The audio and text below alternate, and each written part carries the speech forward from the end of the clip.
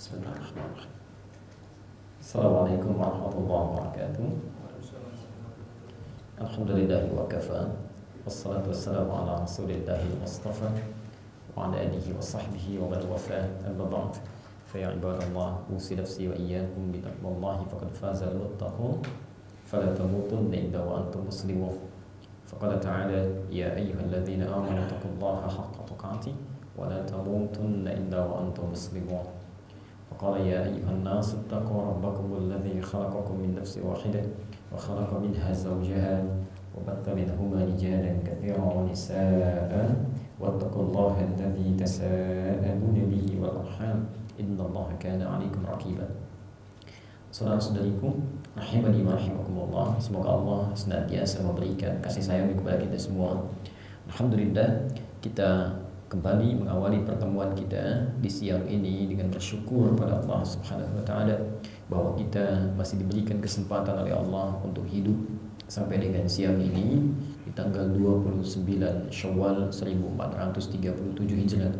Semoga kehidupan kita hari ini mendapatkan bimbingan dari Allah Subhanahu wa taala sehingga bisa menjadi lebih baik dibandingkan dengan hari-hari sebelumnya yang telah kita lewati. Sebelum kita melanjutkan bahasan kita dalam topik kajian fiqh al-asma al-husna, kami ingin menegaskan dan memberikan pesan yang penting bahwa kita baru saja meninggalkan Ramadan kurang lebih 29 hari ke belakang. Karena itu ada pesan yang kuat di dalam Al-Quran supaya setiap orang yang telah melepas Ramadan setidaknya menatap dirinya, mengevaluasi keberadaannya sekiranya telah mengalami Ramadan ini berhasil atau tidak melewatinya, sukses atau tidak menjalaninya. Karena itu ketika Allah menutup ayat puasa, Allah memberikan pesan yang kuat agar setiap orang yang telah melewati Ramadan agar mengukur, membuat indikator keberhasilan puasanya. Dengan demikian Allah berfirman, la'allakum tattaqun. Lihat kalimatnya Al-Baqarah ayat 183 itu, posisi paling kiri sebelah atas.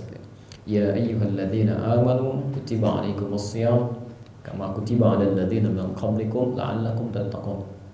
Hei orang-orang yang telah menyatakan dirinya beriman kepada Allah Subhanahu wa taala, buktikan imanmu dengan menunaikan kewajiban-kewajiban ibadah. Sekarang kami wajibkan kau menunaikan puasa, seperti ini pun diwajibkan pada orang sebelum kalian. Apa indikasi keberhasilannya? Ya, la'allakum tattaqun. Dengan Ramadan ini, dengan puasa ini diharapkan ketakwaan Anda meningkat. Jadi kalau Anda ingin ukur puasa kita berhasil atau tidak, kata Quran sederhana, gampang. Lihat takwanya. Bila takwanya meningkat, ada keberhasilan. Bila takwanya tidak meningkat, ada persoalan di situ yang segera harus kita perbaiki. Ya, mumpung masih di hari ke-29 kita meninggalkan Ramadan. Baik, dan secara singkat, di dalam Quran, kata takwa dengan seluruh perubahan bentuk katanya, derivasinya, sarafnya, itu setidaknya terulang sebanyak 115 kali. Dari 115 kali penyebutan ini, para ulama mengklasifikasikan setelah menghitung, kemudian mengevaluasi, memahami dari ayat Al-Fatihah sampai dengan An-Nas, ditemukan bahwa 115 kali penyebutan ini terklasifikasikan pada dua makna utama. Jadi kalau Anda menemukan kata takwa di Quran dengan berbagai bentuknya, ada tattaqun, yattaqun, muttaqun, muttaqin, yattaqun, itu umumnya secara keseluruhan memiliki dua makna utama. Yang pertama dikenal dengan al-bu'dur rabbani. Al-bu'dur rabbani, dimensi spiritual, ketuhanan, yang sering diistilahkan oleh ulama kita dengan hamdu minallah. Ya, hubungan kita dengan Allah dalam bentuk ibadah ritual. Jadi kalau disebutkan kalimat takwa di Quran, itu wujudnya umumnya terkait dengan ibadah ritual kita.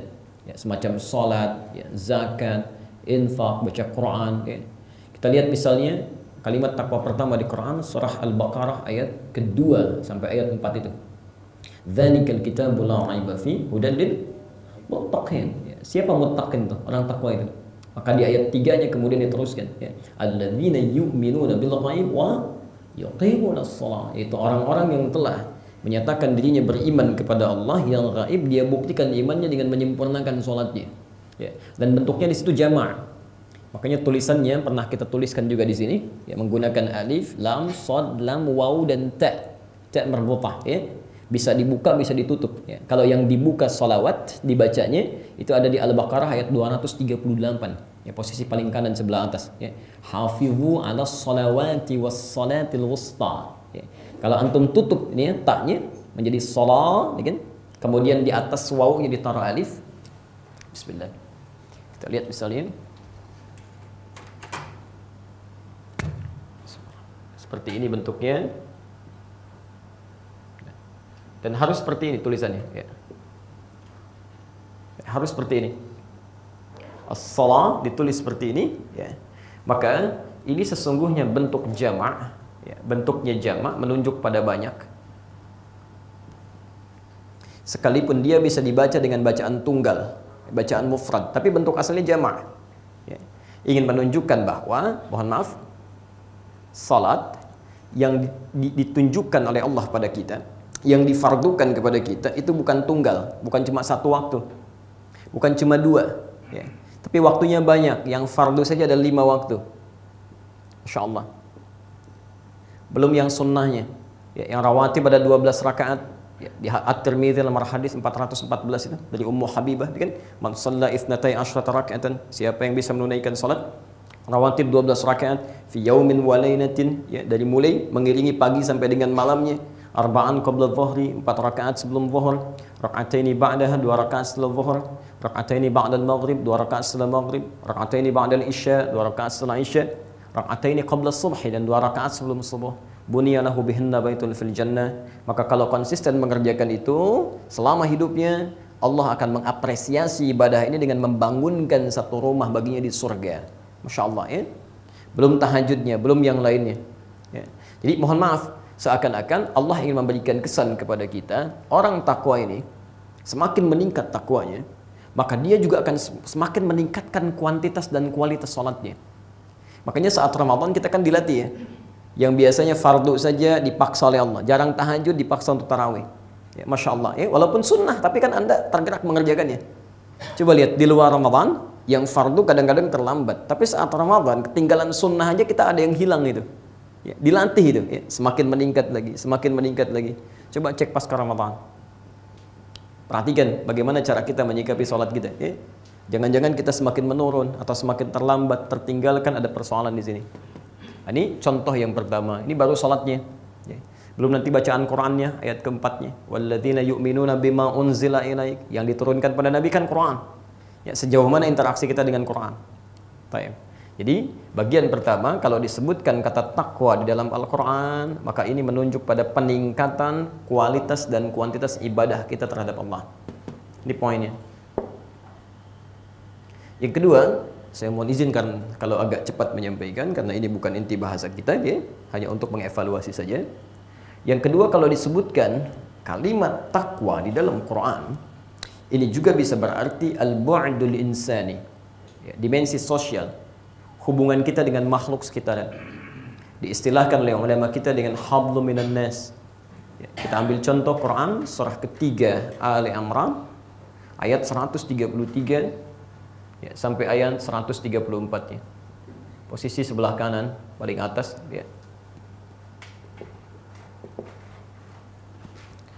Pelan-pelan mohon izin. Wasari'u ila maghfiratin min rabbikum wa jannatin 'arduha as-samawati wal ardu u'iddat lil muttaqin. Lihat kalimatnya. Ya, dan bergegaslah Anda untuk selalu berevaluasi diri, memohon ampunan kepada Allah, ingat dosa-dosa. Ya, maaf, kata Quran itu tidak ada satupun di antara kita yang luput dari dosa. Ya, tadi menjelang zuhur kami berevaluasi, ya, dengan beberapa teman-teman di Ta'lim. Coba Anda bayangkan, ya, ini ambil mata aja. Mata, ya. Saya kan sering sampaikan fungsi mata di Quran itu bukan untuk melihat, tapi melihat yang baik-baik. Ya. Bagi kita pria ada di Quran surah 24 ayat 30, bagi perempuan ayat 31-nya. An-Nur ayat 30 sampai 31.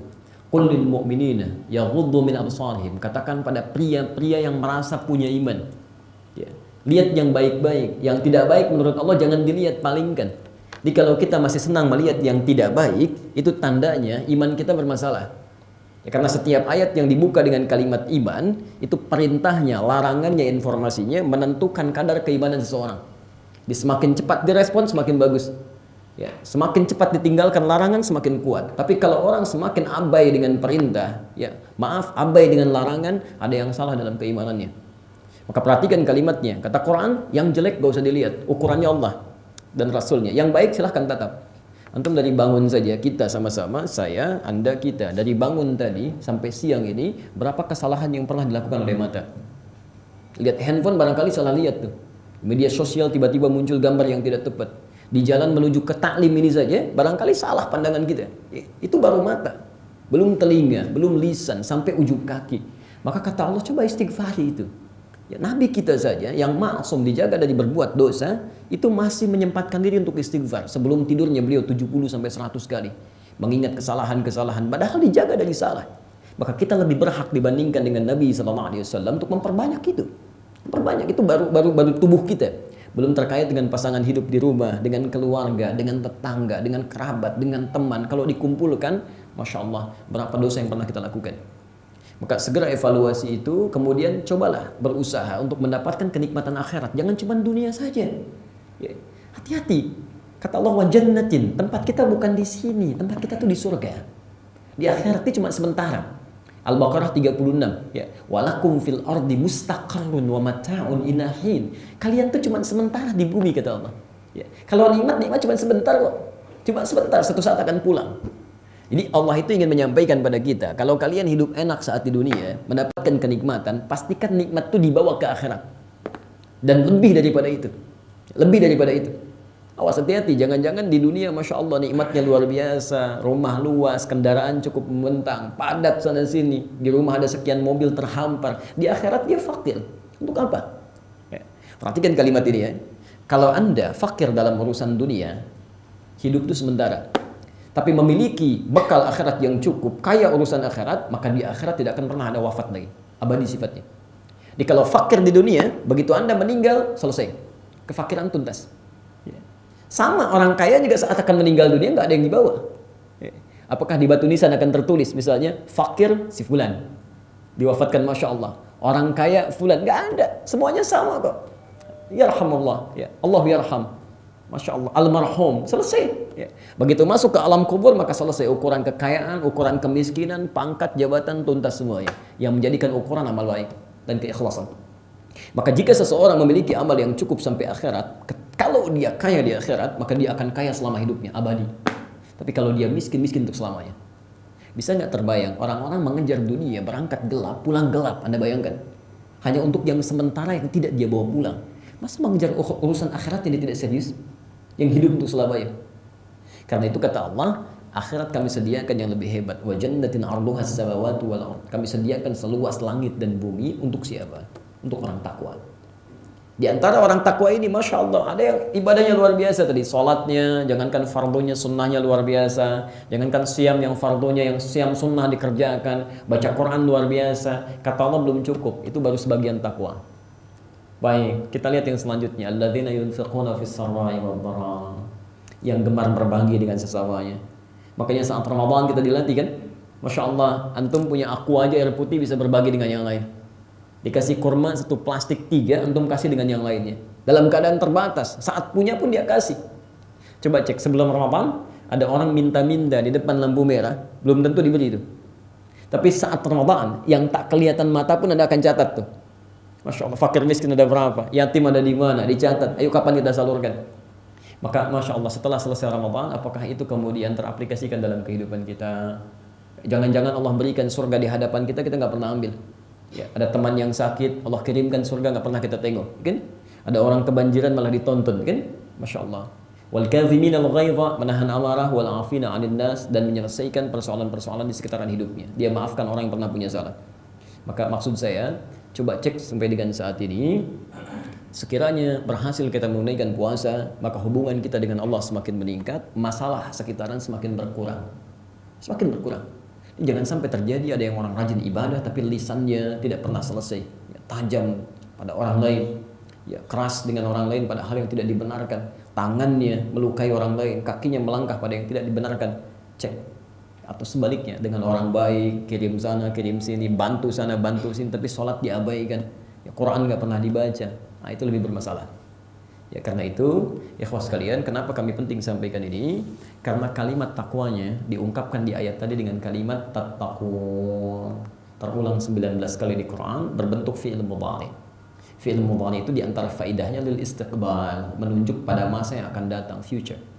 Seakan-akan Allah ingin mengatakan, kalau Anda ingin ukur keberhasilan puasa, jangan fokus melihat saat Ramadannya.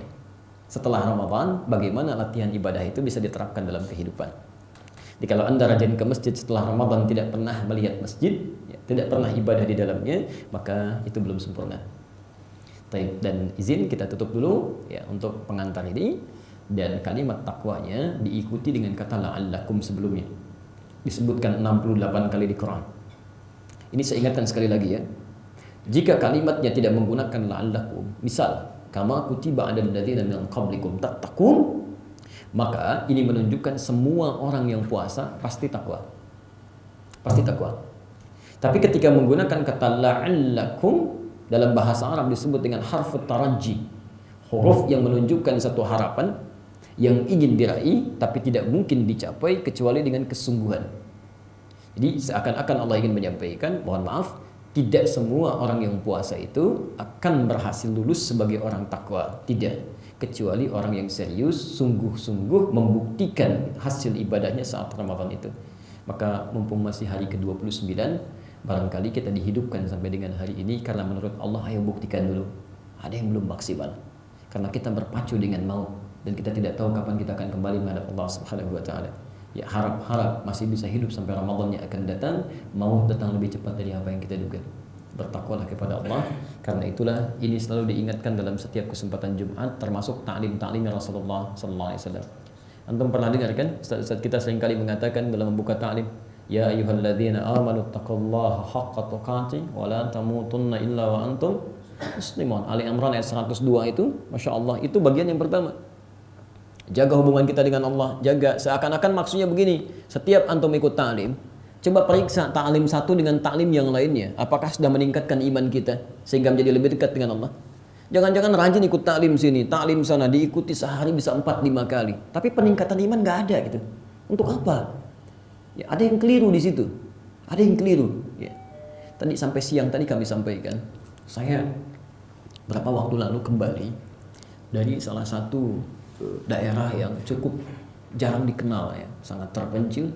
Salah satu ujung Jawa Tengah ya, daerah Binangun, bahkan antum cari di Google pun mungkin belum ada itu ya, kalau antum cari saking tidak diketahuinya. Kami dapat info ada satu keluarga yang ingin merawat kambing, lalu kami ke sana kan, kami datangi, Masya Allah Bapak Ibu sekalian, ikhwas sekalian, itu ketika kita datangi luar biasa tawadhu'nya, bersihnya, aura kebaikannya. Dan keluarga ini itu hidup dengan 100.000 per bulan, 100.000 per bulan, tapi tidak pernah mengeluh. Anda bisa bayangkan 100.000 per bulan gak mengeluh. Ada orang hidup dengan 10 kali lipat, 100 kali lipat, 1000 kali lipat dari itu, keluhannya hampir setiap saat ya. Nah yang paling menarik, ada satu peristiwa yang membuat kami itu seketika terpaku beberapa detik ya. Tapi hati saya menangis, luar biasa, hati kami menangis ya.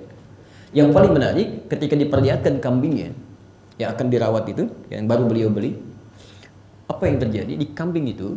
Ternyata dimasukkan potongan dari aqua deh. Jadi aqua yang besar itu yang 1 liter, dia potong, dia tutup ke mulut kambing.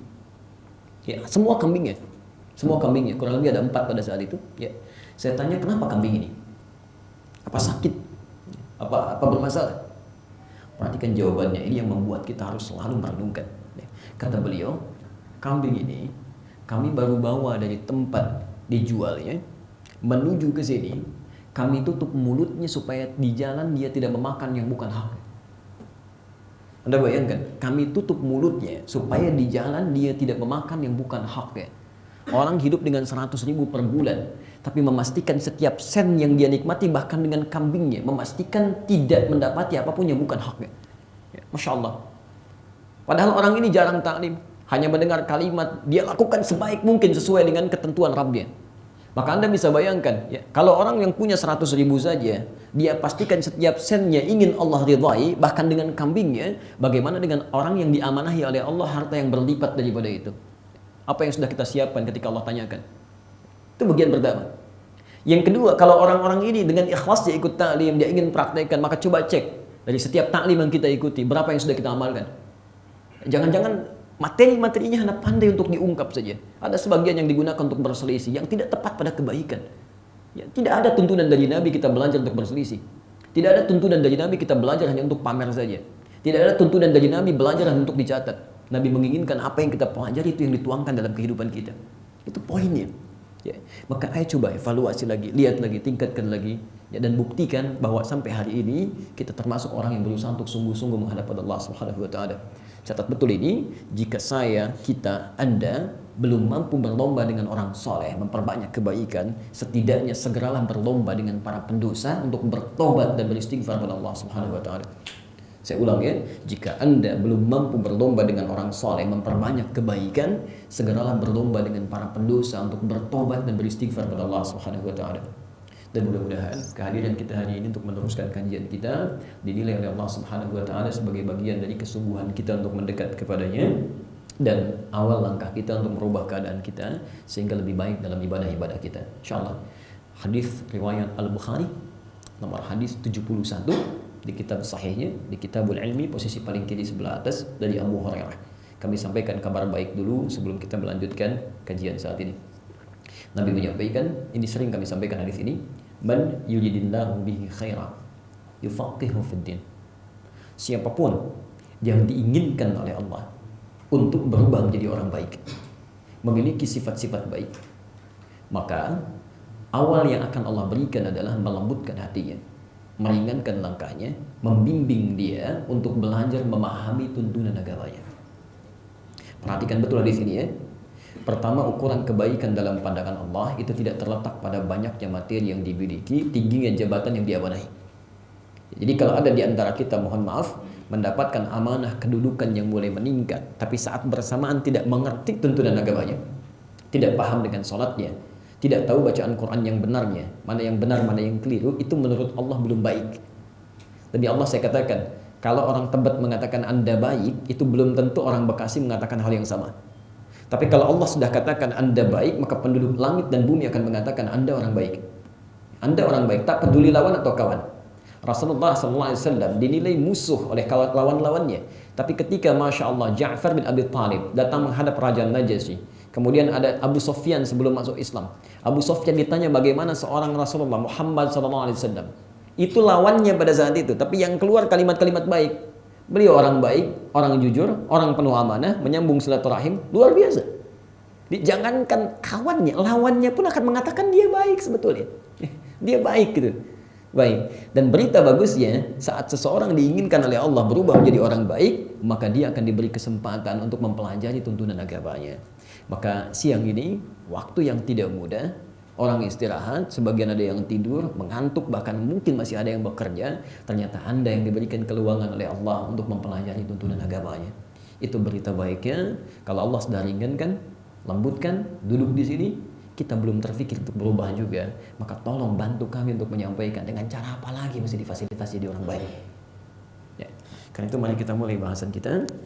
Kembalikan ke fikih al-asma'ul husna sebagai materi pokok kita. Dan mudah-mudahan nanti ada manfaat-manfaat yang bisa kita dapatkan.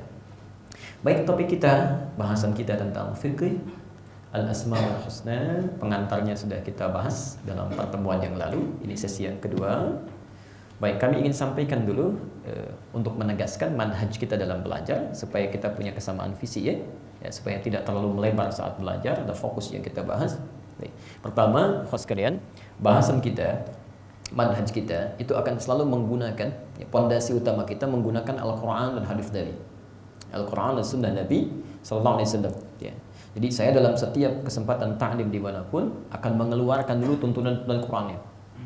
Misal kita bahas fikih al-asma'ul husna, maka bagaimana Quran mengeluarkan kata fikih, mengeluarkan kata al-asma'ul husna ya. Setelah itu kita lihat tafsirannya di hadis Nabi sallallahu alaihi wasallam. Karena Nabi yang paling tahu tentang Quran. Ya, Quran diturunkan kepada beliau, beliau ditugaskan menjelaskan kepada kita ya, Al-Baqarah ayat 129, ayat 151 ya, beliau ditugaskan khusus untuk menjadi rasul menerangkan kepada kita. Ya. Karena itu di dalam Quran ya, diturunkan perintah oleh Allah Subhanahu wa taala di Quran surah ke-59 Al-Hasyr ya, di ujung ayat ke-7-nya Allah menyampaikan wa ma atakumur rasulu fakhudhuhu. Baik. Wa ma atakumur rasulu fakhudhuhu. Dan segala yang dibawa oleh Nabi cepat ambil. Jadi ayat ini ingin memberikan batasan kepada kita. Kalau Anda ingin belajar tentang kehidupan, ya berubah jadi apapun, ya mencari apapun, maka lihat dulu petunjuk Nabinya. Jadi, segala yang dibawa oleh Nabi apapun itu, ya, jangan dipisah-pisah. Maaf, Nabi ngajarkan sholat, Masya Allah sholatnya seperti Nabi, tapi lisannya nggak seperti Nabi, tangannya nggak seperti Nabi, kakinya tidak seperti Nabi. Ya? Jadi semua jangan dipisah-pisah. Ya. Tapi maka segala yang dibawa oleh Nabi itu yang kita ambil. Terkait bahasan fiqh al-asma'ul husna, Quran menyampaikan, maka bagaimana keterangan Nabinya? Ya, seperti apa bahasannya? Ya. Selanjutnya nanti kalau sudah ada di Al-Quran, ya, kemudian di hadis Nabi SAW, ya, kemudian bagaimana cara mengambilnya? Ya, kita kan nggak pernah berjumpa dengan Nabi, ya tidak pernah melihat Nabi kan, maka kita akan mengambil dari orang-orang yang pernah belajar dari Nabi. Seperti apa gambaran mereka? Ya, kita ambil keterangan para sahabat, tabi'in setelahnya yang dirangkum oleh ulama saleh. Jadi itu manhaj kita. Ya. Saya pun insya Allah dalam bahasan ini kami tidak akan berpaku pada satu kitab, walaupun nanti ada satu kitab yang menjadi acuan kita untuk belajar. Ya. Tapi nanti kita akan keluarkan dulu inti Qurannya, kemudian di hadisnya. Setelah itu buku-buku terkait kami akan uraikan, dan nanti insya Allah ini sudah ada satu buku, insya Allah ini buku sangat bagus ya, yang bisa kita jadikan rujukan untuk bacaan sebagai perbandingan gitu. Ya, jelas sampai sini? Baik. Dan dari bahasan kita, karena ini baru sesi yang kedua, dari bahasan kita insya Allah kami akan mulai menuliskan resumnya ya. Di pertemuan berikutnya nanti kita tersambung ya dengan Infokus insya Allah.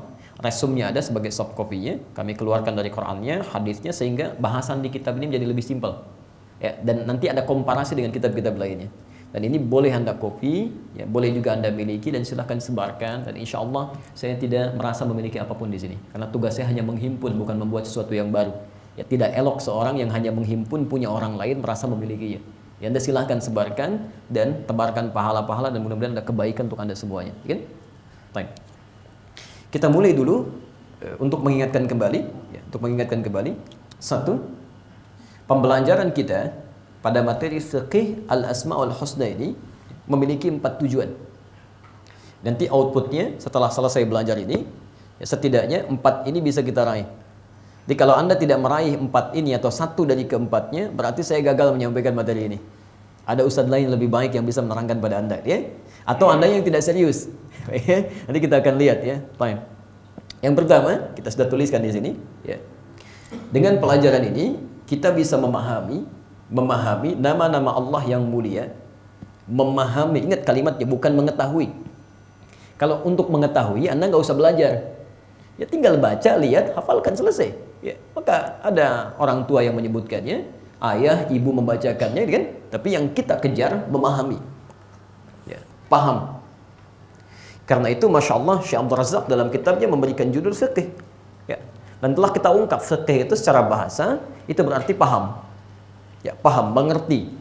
Jadi, jangan sampai seakan-akan beliau ingin menyampaikan, jangan sampai ada orang yang belajar tentang agamanya tapi tidak mengerti apa yang ia pelajari. Apalagi ada orang yang ibadah tidak mengerti apa yang dilakukan dalam ibadahnya ya. Jadi setelah selesai ini kita akan coba belajar fikih sholat. Ya, ada kalimat di Quran yang sangat luar biasa indah, tapi sindirannya tajam. Ya, secara implisit menyebutkan di Quran bahwa maaf ini bahasa Quran yang isyaratnya ada di sana. Umumnya orang sholat bahkan tidak paham, tidak mengerti apa yang dibaca dan dilakukan dalam sholatnya. Umumnya orang sholat. Silakan Anda cek, gak usah jauh-jauh, tunjuk diri kita sendiri. Dari sekian sholat yang kita tunaikan, ribuan ruku dan sujud, berapa persen bacaan sholat yang kita pahami? Silakan cek ya. Jangan-jangan sampai tadi pun kita gak ngerti yang kita baca dalam ruku. Dalam sujud kita ungkapkan, tapi kita gak paham. Ya bagaimana bisa khusyuk sholat kita? Itu tidak mudah ya. Tidak mudah. Ya.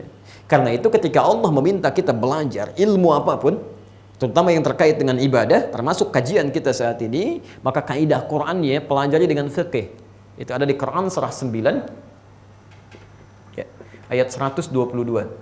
Di mushaf standar posisi paling kiri sebelah bawah ya. Kita sudah bahas ini, jadi kami hanya mengingatkan saja kan. Wa ma kana al mu'minuna liyanfiru kaffah.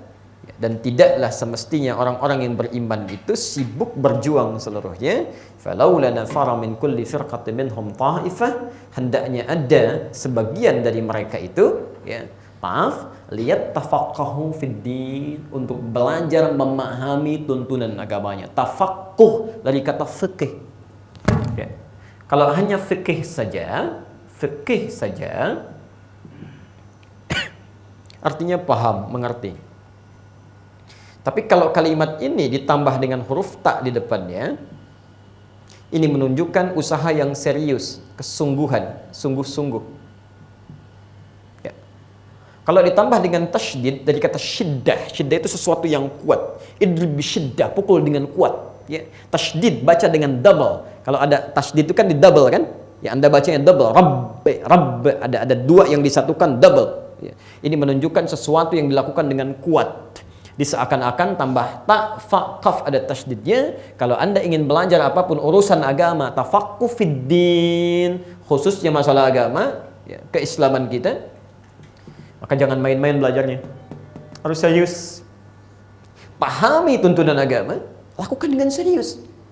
Kalau cuma untuk ketawa, ngapain buang-buang waktu, kan? Tenaga, waktu kita habis hanya untuk tertawa-tawa saja. Tidak ada hubungannya. Ya. Makanya nanti kalau Anda belajar di Sahih Muslim, ya, Anda buka Sahih Muslim yang 9 jilid itu, ya, Syarah Imam An-Nawawi, kalau terbitan Darul Hadis itu ada di halaman 111, posisi paling kiri, di bab yang ke-4, hadis nomor ke-6. Ya, di situ beliau membuat sebuah bab, babun nahyi an akhdhir riwayati anid du'afa. Bab larangan belajar atau mengambil riwayat dari orang yang lemah ilmu. Anda bayangkan. Di lemah ilmu aja nggak boleh kita belajar ke situ, apalagi yang nggak punya ilmu.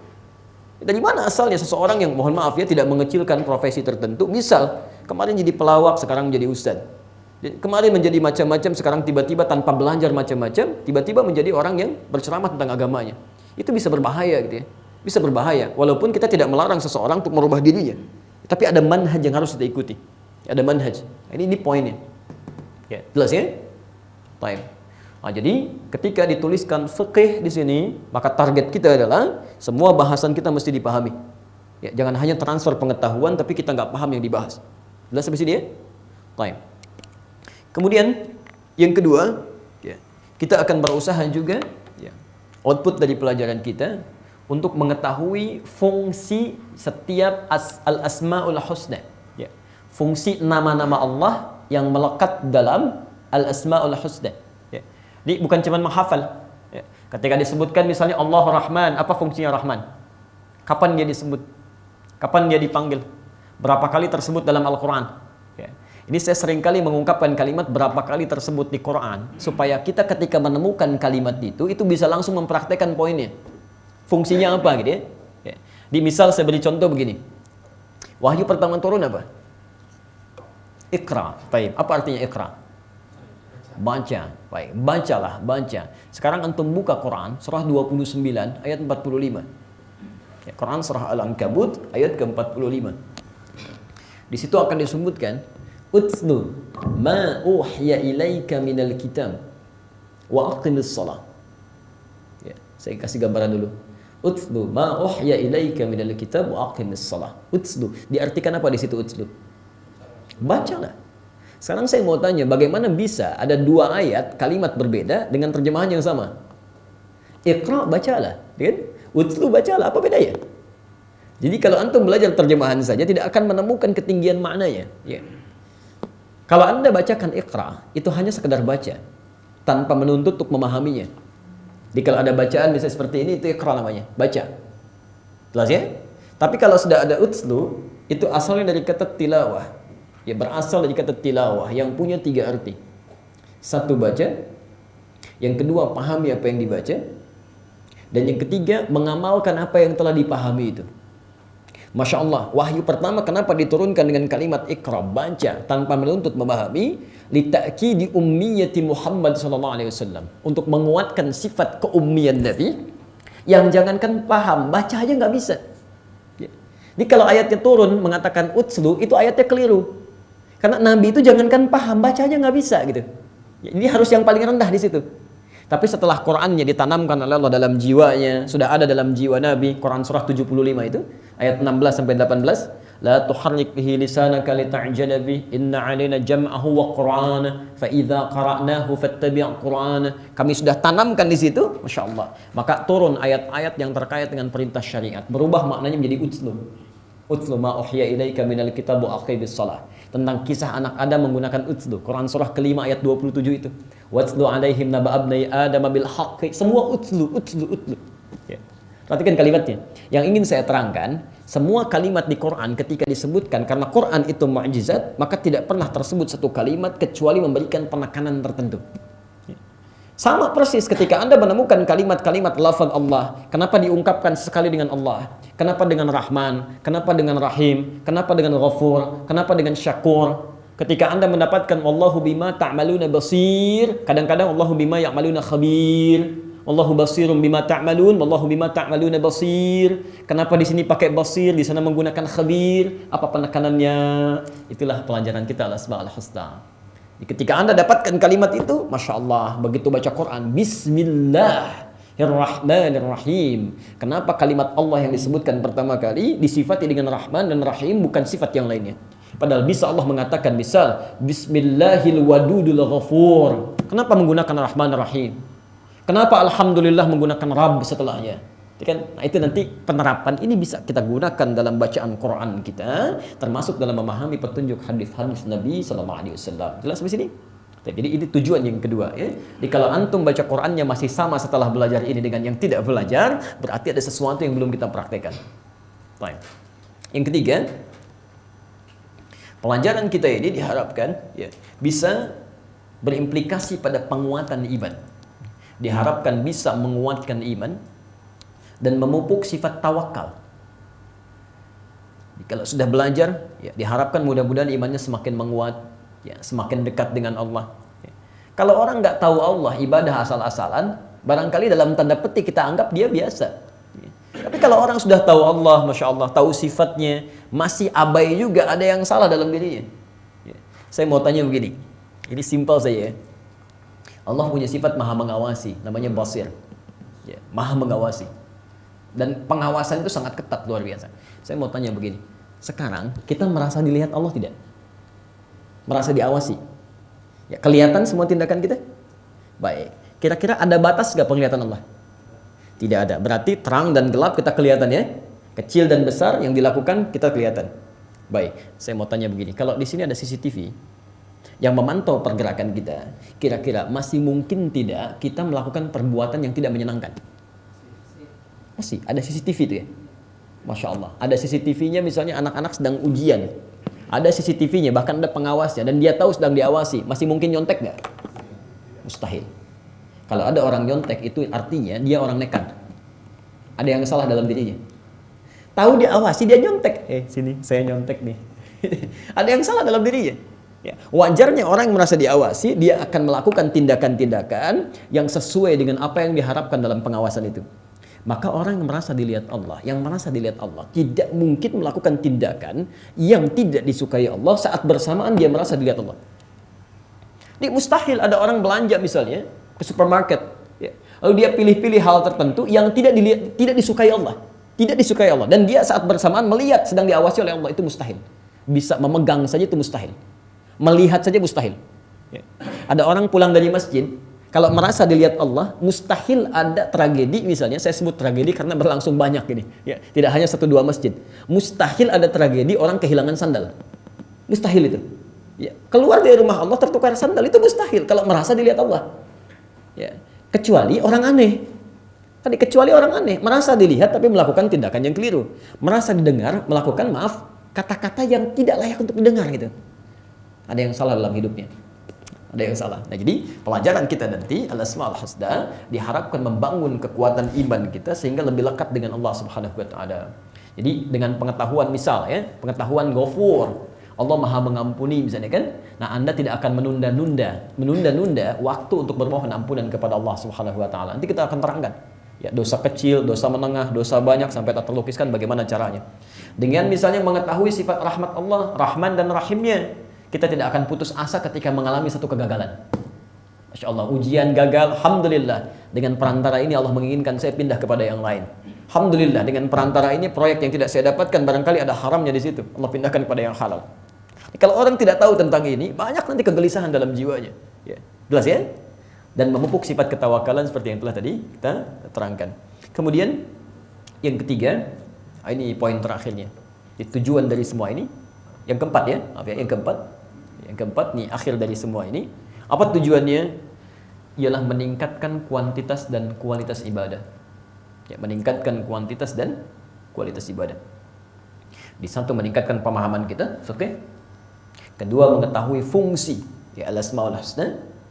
Ketiga menguatkan keimanan dan memupuk sifat tawakal. Dan keempat meningkatkan kuantitas dan kualitas ibadah kita. Jadi kalau antum ikut ta'lim ini, ya, baik ikhwan di sini ataupun akhwat yang di bawah, kan? Para ibu sekalian, dengan belajar ini ternyata keimanan kita tidak meningkat, ibadah kita semakin menurun, maka ada yang harus kita evaluasi dari pelajaran kita. Ya. Jelas ya? Baik. Biasanya kalau orang sudah kenal dengan sesuatu, hal yang sangat dicintainya akan lebih dekat atau jauh? Lebih dekat, dan dia akan melakukan apapun yang dimintakan oleh kekasih yang dia cintai. Maka bagaimana dengan orang yang sangat dekat dengan Allah Subhanahu wa taala? Makanya nanti iman dibagi 3 di Quran. Ada iman standar yang biasa, ada iman yang mulai menguat, ada iman yang sangat kuat. Iman standar diungkapkan dengan kata amanu. Amanu, itu standar. Yang mulai menguat diungkapkan dengan kata yu'minun. Ya kalau sudah kuat diungkapkan dengan kata al-mu'minun. Saya lukiskan begini misalnya. Subuh jam berapa adzan di sini? 4.45 saya. 4.45. Baik. Saya sering ungkapkan ini 4.45. Baik. Maka orang yang semakin kenal dengan Allah, imannya menguat, Masya Allah. Lihat sini, kita akan lihat turunan-turunannya. Iman standar, amanu. Ya. Amanu misalnya. Yang masih standar, kadang naik turun. Kadang naik, kadang turun. Ya. Baik, pelan-pelan. Naik melakukan amal saleh, turun dengan mengerjakan maksiat. Yazid wa yantaqis kata Nabi. Ya. Karena itu Anda tidak akan pernah temukan kalimat amanu di Quran kecuali bersanding dengan amal soleh untuk menaikkan kadarnya. Wal 'asr innal insana lafi khusr illa alladziina wa 'amilus shalihat. Ya ayyuhalladzina amanu kutiba 'alaikumus shiyam. Ya ayyuhalladzina amanu kutiba 'alaikumul qisas. La ayyuhalladzina amanu la yaskhar qaumun min qaum. Selalu amal soleh setelahnya. Ya. Ini iman standar. Dipanggil 4.45, diuji lewat ibadah, datang 4.45. Jadi kalau adzan subuh 4.45, Allahu Akbar, Anda kemudian baru merespon, berarti keimanan Anda standar. Ya, tidak kuat, tidak rendah, standar. Ya. Antum masuk kerja jam 8, jam kerja jam 8, datang ke kantor jam 8, standar kan? Kalau antum datang jam 7 itu hebat namanya. Tapi kalau Anda datang jam 8 itu standar. Ya. Yu'minun, naik sedikit. Masya Allah, 4.40 bangun, siap-siap sedikit. Ya wudu, begitu adzan langsung gitu kan, menyiapkan diri dan sebagainya. Itu sudah yu'minun, mulai menguat. Mulai menguat. Tapi Masya Allah, kalau sudah yang ketiga ini luar biasa. Dipanggil 4.45, dia datang dari jam 3. Saking kenalnya dengan Allah. Saking taunya, saking pahamnya sifat-sifat Allah. Dia keluarkan semua sifatnya, dia tunggangi waktunya. Allah punya sifat Ghafur. Kapan waktu Ghafur ini diturunkan? Oh ternyata menjelang fajar, di sepertiga malam akhirnya.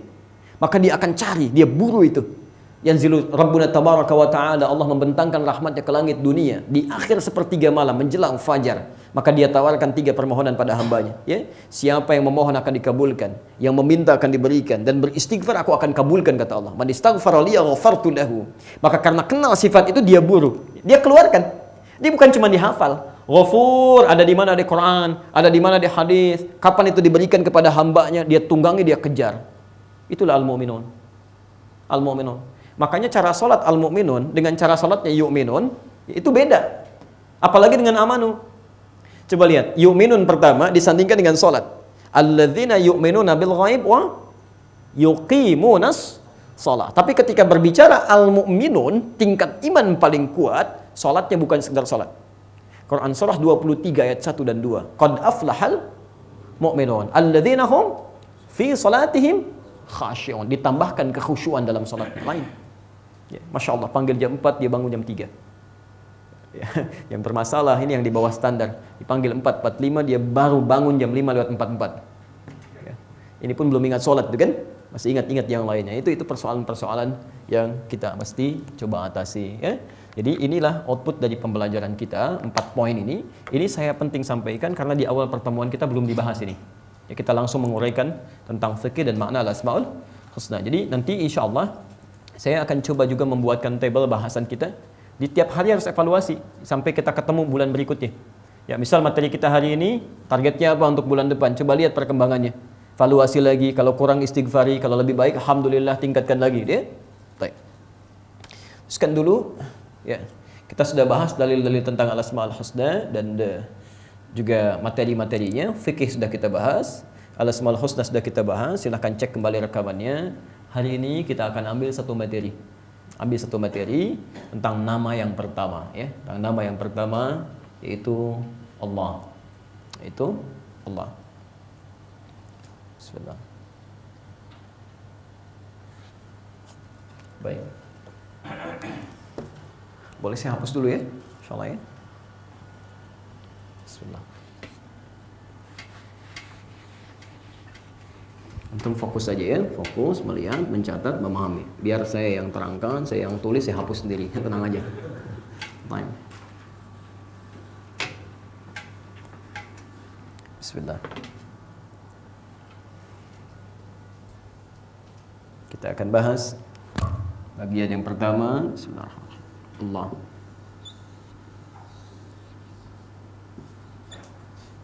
Baik. Ada 4 poin bahasan terkait dengan nama yang pertama ini. Ada 4 poin bahasan. Pertama yang akan kita langsung bahas, ya, adalah seputar perbedaan pendapat ulama. Seputar perbedaan pendapat ulama atau pandangan ulama mengenai lafaz ini, apakah termasuk al-asmaul husna atau tidak. Di bahasan pertama, apakah lafaz Allah termasuk nama, ya, yang terbingkai dari al-asmaul husna, termasuk al-asmaul husna, ya, atau justru ini nama yang berdiri sendiri yang disifati oleh nama-nama ini. Ya, jadi ada 2 pandangan di sini. Oke. Pelan-pelan. Apakah termasuk al-asmaul husna atau nama yang berdiri sendiri, tidak termasuk dalam ini, hanya disifati oleh sifat-sifat di al-asmaul husna atau nama-nama yang lainnya. Pelan-pelan. Bahasan kedua, kita akan membahas tentang akar kata dari nama ini. Akar katanya. Pelan-pelan. Apakah kata ini memiliki akar kata dari lafaz yang lain? Ya. Seperti Rahman, akar katanya Rahimah, gitu kan? Ghafur, akar katanya Ghafara. Apakah Allah memiliki akar kata atau justru lafaz sendiri yang tidak punya akar kata, yang beda dengan lafaz-lafaz yang lainnya? Ya. Jadi pertama pembahasan tentang ini termasuk asmaul husna atau tidak. Yang kedua, apakah ini memiliki akar kata, ya, atau kata yang berdiri sendiri atau kata yang khusus? Makna yang ketiga, bahasan kita yang ketiga adalah seputar makna Allah dalam Al-Quran dan Sunnah. Ya, seputar makna kata Allah, makna lafaz Allah dalam Al-Quran dan Sunnah. Jadi kalau disebutkan kalimat Allah atau lafaz Allah, itu mengandung makna apa? Apa yang harus kita ambil faedahnya dari situ, kan? Jangan-jangan tiap hari kita disebutkan, ya Masya Allah, Tuhannya siapa? Allah, syahadatnya Allah. Ya, ditanya apa maknanya nggak paham, gitu kan? Ya, bagaimana kita bisa menjadikan Allah sebagai Tuhan kalau nggak mengerti, ya, tentang keadaannya, tentang sifatnya, tentang hakikat namanya, ya, bukan zatnya tapi namanya, ya. Baik. Yang terakhir, baik. Aplikasi nama ini dalam praktek ibadah. Ya. Saya beri contoh, misal kalau Anda butuh rizki, Anda kan panggil nama Allah Razzaq, ya Razzaq, gitu kan?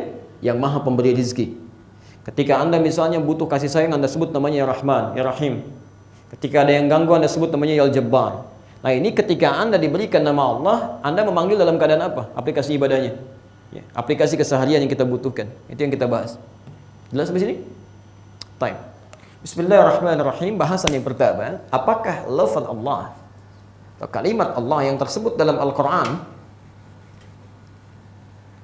dan dalam tuntunan sunnah Nabi sallallahu alaihi wasallam termasuk bagian dari al-asmaul husna atau tidak? Pendapat ulama yang pertama Ya, sebagian ulama mengatakan bahwa lafaz Allah ini yang terdapat dalam Al-Qur'anul Karim ataupun hadis Rasulullah SAW itu bukan bagian dari Al-Asmaul Husna. Ya, bukan bagian dari Al-Asmaul Husna. Mereka berpendapat justru ini nama khusus, ya, yang nama khusus, ya, nama khusus yang mencakup seluruh sifat dan keagungan Allah. Di inti namanya. Pendapat pertama mengatakan ini bukan bagian dari Al-Asma'ul Husna, ya, bukan bagian dari Al-Asma'ul Husna, tapi nama khusus yang mencakup seluruh sifat dan keagungan Allah, ya, yang disifati oleh nama-nama lainnya, ya, yang disifati oleh nama-nama lainnya. Pelan-pelan. Apa argumentasinya? Dalilnya apa? Kalau dalam bahasa agama kita biasakan, ya, kalau bicara agama kita biasakan dengan dalil. Kita turunkan dulu dari Al-Quran, penjelasan di hadis Nabi-nya, baru kita lihat kesimpulan ulama. Jangan langsung kita simpulkan, kita ini siapa, gitu kan? Bagaimana perbandingan keilmuan kita? Baik. Maka diturunkanlah kemudian, ya, dalil-dalil turunannya, diantaranya Quran surah ke-7 Al-A'raf ayat 180. Ya. Mereka berargumentasi pertama dengan Quran surah ke-7 Al-A'raf ayat 180.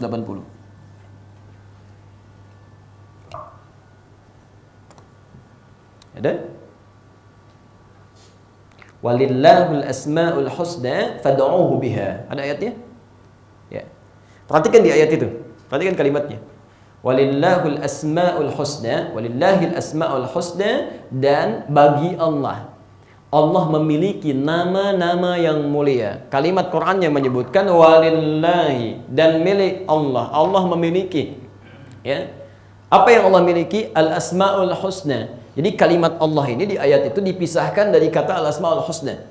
Ini menunjukkan, kata ulama yang pertama ini menunjukkan kesan bahwa Al-Asma'ul Husna ini adalah sifat-sifat bagi kalimat Allah, dan Allah merupakan nama bagi zat yang berdiri sendiri, mencakup seluruh sifatnya. Jelas sampai sini? Di kalimat Allah di Quran surah ke-7 Al-A'raf ayat 180 yang menyebutkan walillahi, dan milik Allah, atau Allah disifati punya sifat-sifat Al-Asma'ul Husna, nama-nama yang terbaik, ya, menunjukkan bahwa yang punya nama ini adalah Allah, yang punyanya, ya. Maka tidak mungkin menurut golongan yang pertama ini memasukkan nama Allah ke dalam Al-Asma'ul Husna, sementara ayat Quran yang mengatakan ini bagian dari sifat yang dimiliki oleh Allah Subhanahu wa taala. Jelas sampai sini? Jadi kalau ada yang berargumentasi demikian, kan, ini merupakan pendapat yang disampaikan oleh para ulama mengacu pada satu dalil Quran. Ya. Jelas sampai sini? Pelan-pelan, ya. Teruskan dulu.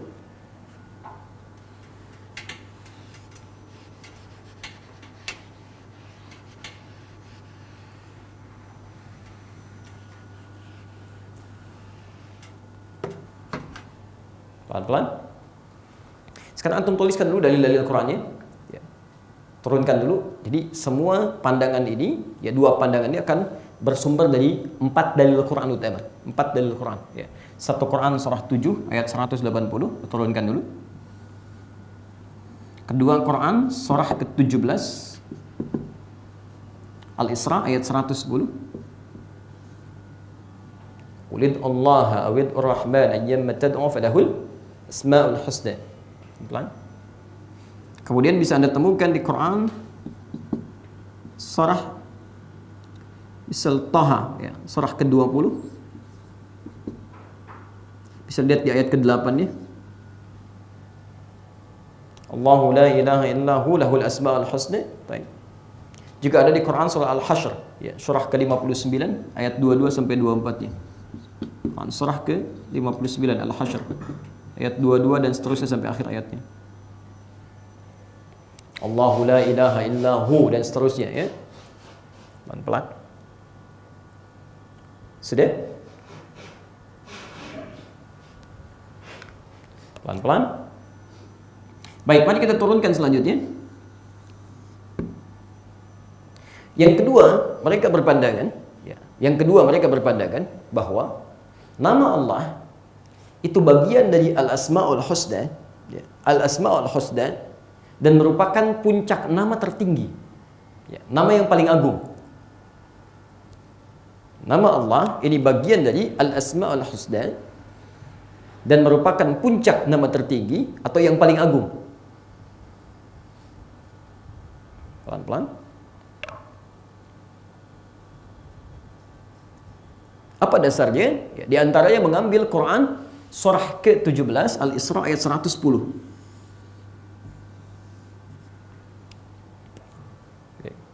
Quran surah Al-Isra ayat 110. Posisi paling kanan di mushaf standar ke atas karena ini dua ayat terakhir. Ya. Lihat kalimatnya.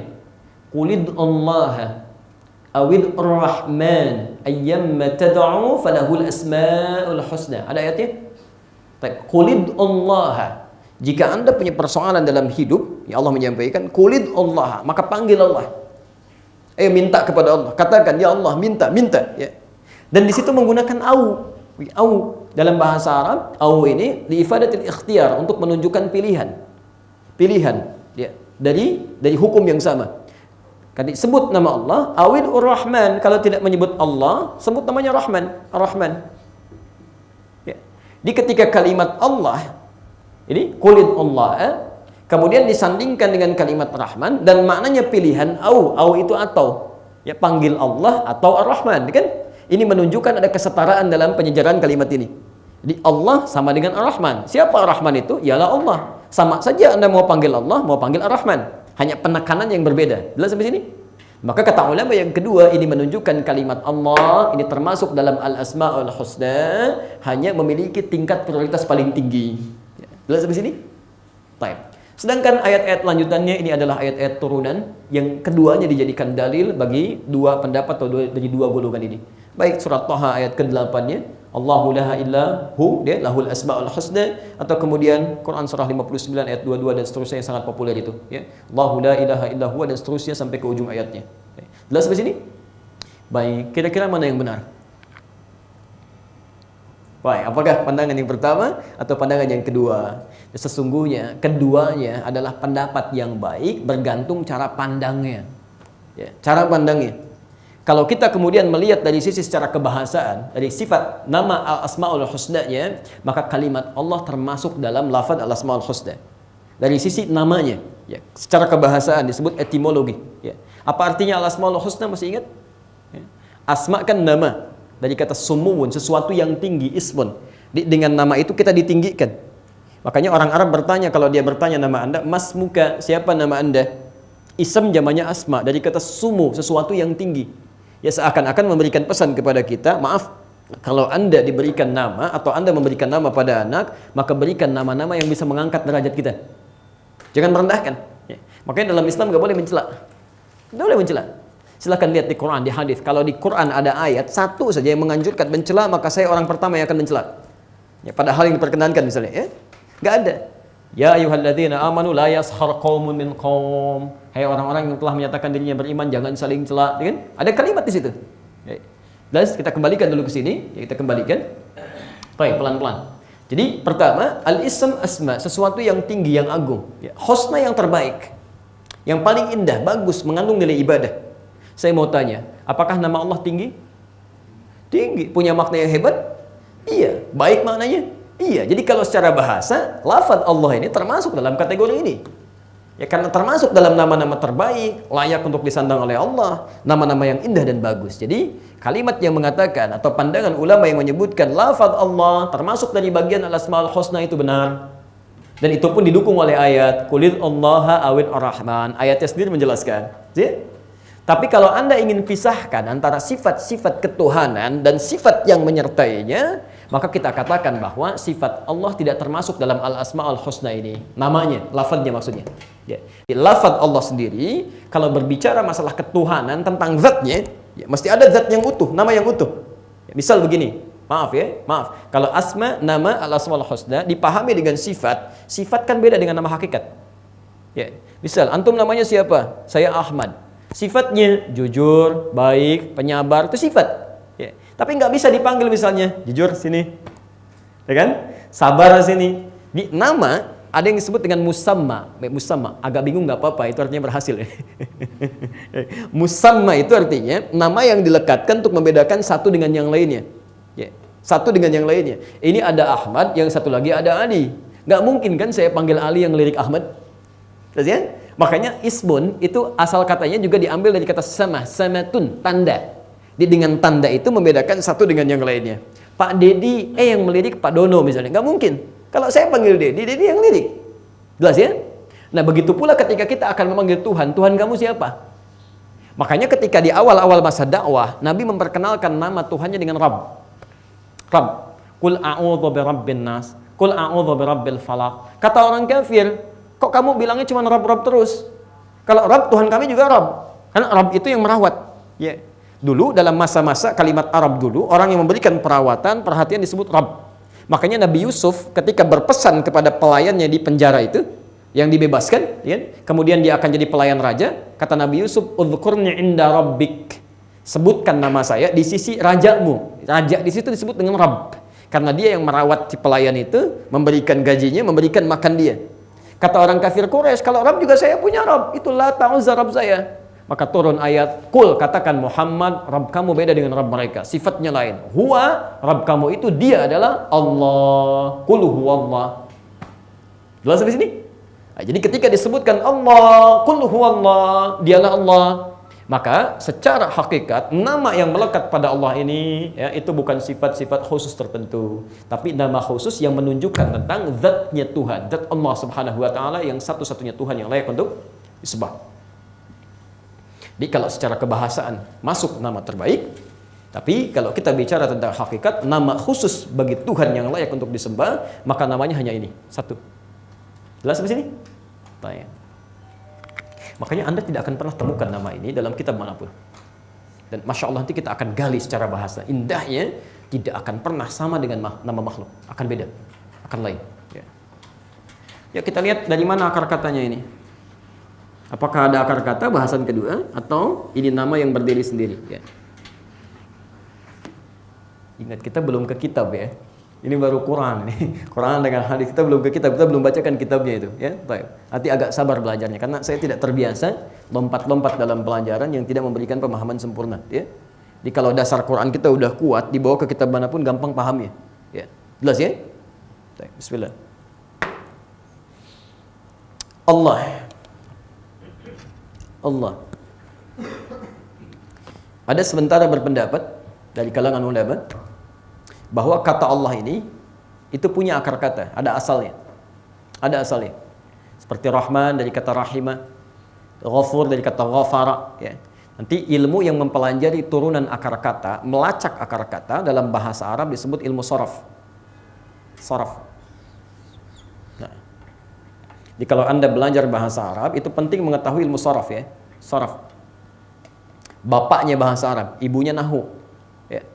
Di saraf itu nanti yang menunjukkan perubahan-perubahan kata yang dengan perubahan itu berkonsekuensi munculnya makna yang berbeda. Misal, jalasa itu duduk.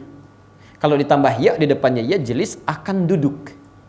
Kataba itu menulis. Kalau ditambah ya di depannya yaktub akan menulis. Ya, kalau dihilangkan ya-nya, alifnya ditambah ke depan jadi katib. Asalnya kataba, kaf, ta, ba. Ya. Tambah ya di depan akan menulis. Tambah alif di sini katib, orang yang menulis. Ya, jadi sudah berbeda maknanya. Tambah mim jadi maktab, tempat untuk menulis, meja, kantor, macam-macam. Nah, perubahan-perubahan kata ini itu ilmu yang mempelajarinya disebut dengan ilmu saraf. Jelas ya? Ini penting diketahui. Nanti kalau baca Quran belajar ilmu saraf, bacanya akan lebih baik. Alladzina yu'minuna bil ghaib, ada ya-nya. Beda dengan ayyuhalladzina amanu. Ya, karena ada ya-nya ini menunjukkan sesuatu yang terus berjalan, continue. Ya, jadi orang-orang takwa itu imannya terus dia jaga, continue. Bukan cuma telah beriman merasa sudah Islam, ibadah diabaikan. Ya. Jadi ada orang-orang yang sudah merasa Islam tapi sholatnya abai, kan? Bahkan disebutkan di Quran yang penting sudah sholat, mau khusyuk atau tidak urusan lain. Diterima atau tidak bukan persoalan saya, yang penting sudah sholat. Itu ada di Quran surah keempat An-Nisa ayat 103. Ada yang demikian. Ya. Jelas di sini? Baik, pelan-pelan ya. Nah, ini ilmunya ilmu apa tadi? Saraf ya. Saya tidak akan bahas yang lain karena terlampau kepanjangan nantinya. Nanti ada nahwu, ada ilmu balaghah. Balaghah dibagi 3 lagi, kan? Ada ilmu ma'ani, bayan dan badi', dan ada ilmu arud yang keempat. Itu dibagi 16 cabang ilmu lagi. Nah, di ilmu saraf akan dibahas nanti, ini Allah punya akar kata atau tidak? Ada turunan atau tidak? Masya Allah, pendapat pertama mengatakan, ya, ini ada akar katanya. Akar katanya ya berasal dari kata alaha atau aliha. Ya. Lihat kalimatnya, alif atau hamzah, ya, lam dengan ha.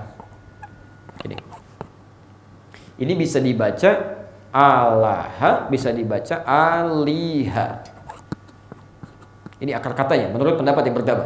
Ya, pelan-pelan. Nanti kita akan lihat. Sudah? Kalau kita baca dengan aliha, harakat kasrah, aliha, ini berarti sesuatu yang menakjubkan. Sesuatu yang menakjubkan.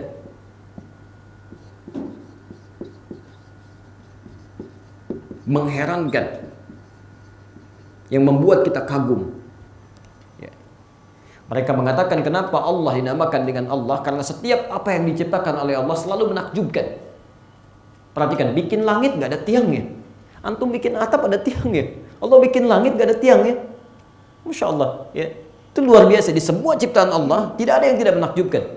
Ya. Perhatikan nyamuk. Kecilnya luar biasa. Berapa setiap kepakannya itu ketika dia terbang. Ya, kita sulit membuat yang serupa, tidak mungkin, mustahil. Jadi semua ciptaan Allah selalu akan mengagumkan. Bagaimana unta diciptakan? Quran mengatakan afala yanzuruna ilal ibili kaifa khuliqat. Itu baru unta. Belum manusia yang disebut ciptaan paling sempurna. Laqad khalaqnal insana fi ahsanit taqwim. Ciptaan yang paling sempurna. Jadi kenapa disebut dengan Allah? Karena semua yang diciptakan selalu menakjubkan. Ya, selalu membuat kita kagum, memujinya. Kalau kita katakan dari kata alaha ya'lahu, itu berarti sesuatu yang menenangkan, melahirkan ketenangan, tentram gitu, tenang. Kenapa dinamakan dengan Allah? Ya, karena kata golongan pertama ini, dia disebut dengan Allah karena ketika kita mendekat kepadanya, beribadah, menyembahnya dengan benar, berzikir kepadanya, maka muncul ketenangan-ketenangan dalam jiwa dan perangai hidup kita. Ya. Di Tuhan yang benar, menurut pendapat kelompok pertama ini, Tuhan yang sesungguhnya yang benar, yaitu Tuhan yang ketika kita mendekat kepadanya, kita ibadah, ada ketenangan dalam jiwa kita. Jadi kalau kita menyembah yang dipertuhankan, misal, akal kita masih bertanya, kenapa begini, kenapa begitu? Seperti Nabi Ibrahim pernah bertanya, kok kalian menyembah patung, patungnya jadi buat kalian, kok kalian sembah? Ya kalian bisa bicara, patungnya nggak bisa bicara, bagaimana bisa seperti itu? Ya, nanti ada pertanyaan-pertanyaan di Quran, termasuk yang mempertanyakan Tuhan yang menyebutkan ada 3, Tuhannya punya anak, gitu kan? Ya, dan sebagainya. Itu ada yang sangat menarik. Nanti kita akan lihat nanti ya. Nah, ini nanti, karena itu ketika disebut dengan Allah, seakan-akan melukiskan pesan bahwa kenapa disebut dengan Allah? Karena setiap kita berinteraksi dengan benar dengan Allah, maka ada ketenangan. Ya. Di antara dalil yang dikemukakan, Quran surah ke-13 ayat 28, Ar-Ra'd. Ala bidzikrillahi tatmainnul qulub. Ya. Ala, ketahuilah, yakinkan pada dirimu. Bidzikrillah, kalau zikir Anda benar kepada Allah, tatmainnul qulub, berdampak pada ketenangan jiwa. Ya. Apa artinya zikir? Ingat Allah. Bagaimana amalannya? So, kita jangan batasi, seringkali ada yang keliru menyebutkan zikir hanya batasan pada kalimat thayyibah. Subhanallah, alhamdulillah, Allahu akbar. Betul itu zikir, tapi itu zikir tingkat yang paling ringan. Paling ringan, ya. Di Quran itu misal disebutkan baca Quran itu bagian dari zikir. Ya, karena itu Al-Quran disebut oleh Quran sendiri sebagai zikir. Quran surah ke-15 ayat 9. Ya, lihat kalimatnya, posisi paling kanan di pertengahan. Inna nahnu nazzalna dzikra wa inna lahu lahafizun. Sungguh kami yang menurunkan Quran ini sebagai zikir. Ya, sebagai zikir. Dan kami menjamin kami akan menjaganya. Jadi ketika Allah mengatakan Quran sebagai zikir, amalan yang menenteramkan jiwa, artinya setiap Anda baca Quran akan muncul ketenangan dalam jiwa. Nggak percaya silakan ya. Bapak ibu sedang gelisah, sedang nggak tenang, antum ada masalah di mana saja, di kampus, di pekerjaan, buka mushaf, bacakan Quran, akan ada dentuman kepada jiwa yang melahirkan ketentraman. Nggak percaya silakan ya. Tapi sebaliknya kalau Anda baca Quran hati nggak tenang, ada yang salah cara Anda baca Quran itu, ada yang keliru ya. Misal menghafal Quran bagian dari zikir, silahkan cek, menghafal Quran bagian dari zikir. Ya, Anda bisa temukan misalnya 4 kali disebutkan di Quran. Surah ke-54 ya, Al-Qamar itu. Ya, ayat 17, ayat 22, ayat 32, ayat 40. Walaqad yassarnal Qur'ana lidzikri fahal mim muddakir. Dan sungguh kami telah mudahkan Quran ini untuk dihafalkan sebagai zikir. Jadi menghafal Quran itu bukan sekedar hafal. Kata Quran, hafalan yang baik itu bukan saat ditanya Anda pandai mengungkapkan, bukan. Hafalan Quran itu untuk digunakan sebagai zikir, diingat saat Anda mempraktekannya. Misal, maaf, mau makan, ingat ayatnya. Bagaimana tuntunan Quran makan dengan baik. Maka kita ingat, cari makannya harus halal. Al-Baqarah 168. Ya ayuhan nasu kulu mimma fil ardi halalan thayyiba. Saat berangkat ke kantor, Anda berjalan, mata mau lihat, ingat ayatnya, jadi zikir. Wa qulil mu'minina yaghuddu min absarihim. Dia jaga pandangannya, berjalan yamshuna 'alal ardi hauna, jalannya tenang, gitu kan? Ya, jadi semuanya ada, itu maksudnya. Jadi kalau ada penghafal Quran cuma sekedar hafal saja, itu bukan zikir namanya. Makanya orang-orang penghafal Quran yang benar menghafalnya, itu Masya Allah, itu akan terjadi perubahan pada perilakunya. Tenang, kosakatanya akan lebih baik. Karena firman Allah sudah terhunjam dalam jiwanya. Kalimat Allah itu kan kalimat terbaik. Jadi kalau yang baik-baik sudah masuk, yang jelek pasti keluar. Pasti keluar itu. Ya. Jadi kalau ada penghafal Quran, perilakunya tidak semakin tenang, lisannya tidak semakin baik, itu ada yang salah yang masuk itu. Caranya keliru, cara dia menghafal. Ya. Jelas ya? Dan sholat itu juga zikir. Sholat itu zikir. Masya Allah, sholat zikir. Quran surah ke-20 ayat ke-14. Ya. Quran surah ke-40 ayat 14, ke-20 ayat 14. Toha ayat 14. Aqimis sholata lidzikri. Dan yang paling menarik, ketika Allah mengatakan aqimis sholata, tunaikan sholat dengan benar, lidzikri, supaya zikir kepada saya. Kan? Masya Allah. Sebelumnya Allah menyebutkan kalimat Allahnya, innani anallahu la ilaha illa ana fa'budni. Allah menyampaikan pada Nabi Musa di ayat itu, saya ini Allah. Allah. Ya, dari akar kata ini, kata pendapat yang pertama. Saya ini Allah. Innani anallahu la ilaha illa ana. Tidak ada Tuhan kecuali saya. Enggak ada Tuhan yang layak untuk disembah kecuali saya. Fa'budni, sembah saya. Catat kalimat saya ini, catat kalimat saya. Dan silakan bertanyakan ke teman-teman Anda dimanapun yang berbeda keyakinan. Tidak akan pernah ditemukan di kitab manapun uraian tentang konsep ketuhanan yang paling jelas kecuali di Quran. Lihat kalimatnya di Quran. Saya Allah, kata Allah, sembah saya. Silahkan cari di kitab manapun. Tidak pernah orang mempertuhankan yang dia anggap Tuhan, mengatakan di kitab aslinya yang dia sembah itu, tidak pernah mengatakan saya Tuhan, sembah saya. Silahkan cek. Anda mau cek dimanapun. Kepercayaan Yahudi silahkan cek. Siapa Tuhannya? Lihat kitabnya. Ada nggak mengatakan Tuhannya saya, sembah saya? Nggak ada. Tidak pernah ada. Termasuk misalnya Kristen saat ini. Di Bible, silahkan cek dalam versi manapun. Banyak versinya itu. Ya, kami punya koleksi Bible di rumah. Lihat, tidak pernah kami temukan ada satu kalimat misal saya Tuhan, sembah saya. Nggak ada. Anda bisa cek silakan. Dan tanyakan pada ahli kristologi manapun. Ya, silakan misalnya pada saudari kita, ya, Al-Hajjah Irena Handono, pada Dr. Zakir Naik, silakan tanyakan. Anda tidak akan pernah temukan kalimat di Bible mengatakan bahwa saya Tuhan, sembah saya. Nggak ada. Semuanya samar. Semuanya samar. Cuma Quran satu-satunya kitab. Apalagi yang cuma agama buatan. Wad'i namanya, bukan samawi. Ya, ada agama wad'i, ya, hasil buatan manusia, karya manusia. Ya, ya, disebut misalnya di kita sekarang ada Buddha, ada Hindu dan sebagainya. Silakan temukan kalimatnya. Nggak pernah dikatakan di situ saya Tuhan, sembah saya. Mustahil, tidak ada. Karena itu ketika Anda mencari Tuhan yang paling jelas dan Tuhan yang paling percaya pada diri, pada zatnya, dan mengatakan saya Tuhan, sembah saya, itu yang paling hakikat. Ya. Tapi poin kita bukan itu bahasa tauhid, ya. Itu bahasa di tauhid uluhiyah. Baik, yang paling penting kata kelompok yang pertama ini, Allah asalnya dari Allah yang menunjukkan bahwa menyembahnya, berinteraksi dengannya dalam kebaikan melahirkan ketentraman dalam jiwa. Jelas sampai sini? Nah, ini kelompok yang pertama. Yang kedua mengatakan kata Allah itu nggak punya akar kata. Ya. Ghairu mushtaq, dia jamid. Dia beku, satu saja. Ya, jadi kalau punya akar kata disebut mushtaq, terambil dari sesuatu. Mushtaqun min kadza, gitu kan? Terambil dari akar kata ini. Jadi kalau dia berdiri sendiri, ya, tidak ada runtutan kata yang lainnya, disebut dengan jamid, ismun jamid, berdiri sendiri, tegak. Ya. Baik. Ini bukan dari alaha, bukan dari aliha katanya. Ya. Kalau alaha atau aliha itu akar kata dari kata ilah. Ilah. Kata mereka. Sedangkan Allah tidak. Bukan. Justru ketika Allah memperkenalkan dirinya, kemudian membuka dengan kalimat Allah, Ini ingin menepikan Tuhan-Tuhan yang dipertuhankan oleh yang lainnya, yang terambil dari kata-kata yang lain, yang butuh kepada yang lain. Allah itu tidak butuh kepada yang lain sekalipun pada namanya. Namanya nggak butuh akar kata. Zatnya tidak butuh dengan yang lain. Dia tidak butuh syarikat. Dia tidak butuh sekutu. Dia tidak butuh penolong. Bahkan jangankan pada zatnya, pada nama pun tidak butuh akar kata yang lainnya. Nah ini, alaha ini atau aliha ini akar kata dari kata ilah. Ya, Tuhan-Tuhan atau yang dipertuhankan, yang dianggap Tuhan oleh yang lain. Ketika Allah menyebutkan kalimat ilah, itu seringkali akan disandingkan dengan kalimat la sebelumnya. Ya, atau disandingkan dengan kalimat Allah setelahnya. Ya, coba lihat kalimatnya. Allahu la, Al-Baqarah 255. Allahu la ilaha illa hu. Allahu la. Sebelum ilah adalah apa artinya la? Tidak, bukan. Kan? Allah itu bukan ilah.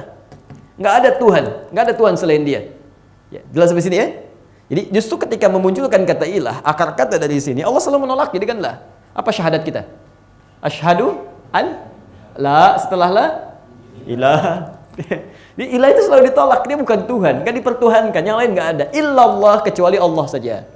Jadi bukan ilah A, bukan ilah B. Tidak ada Tuhan yang layak disembah. Namanya bukan itu. Namanya Allah. Itu yang benar. Jelas sampai sini? Baik. Pelan-pelan.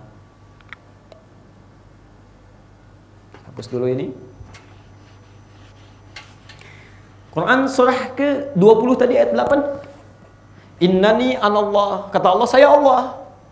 La ilaha. Ya. Gak ada Tuhan, la ilah. Pakai la lagi tuh ilahnya. Ilah sebelumnya adalah la ilah, tidak ada yang dipertuhankan, tidak ada namanya ilah. Ilah ana, kecuali saya. Ya, kecuali saya. Siapa saya? Allah. Jelas ya? Baik, pelan-pelan. Gak apa-apa, agak bingung, gak apa-apa ya.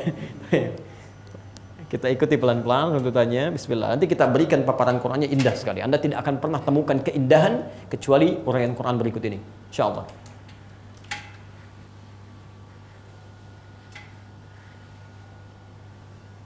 Baik. Nah, walaupun disebutkan kalimat ilahnya, itu selalu akan disertakan dengan sifat keesaannya. Untuk menunjuk bahwa ilah yang dimaksudkan bukan ilah yang itu, yang lain. Ya. Al-Baqarah 163. Wa ilahukum ilahu wahid. Jadi nggak mungkin berdiri sendiri. Tidak akan pernah ada kata ilah disandingkan yang dimaksudkan Allah. Itu nggak ada. Kalau tidak menggunakan la setelahnya, maka akan disifati dengan kalimat wahid. Ya, setelahnya. Untuk menggabungkan bahwa yang dimaksudkan bukan itu. Jelas? Baik.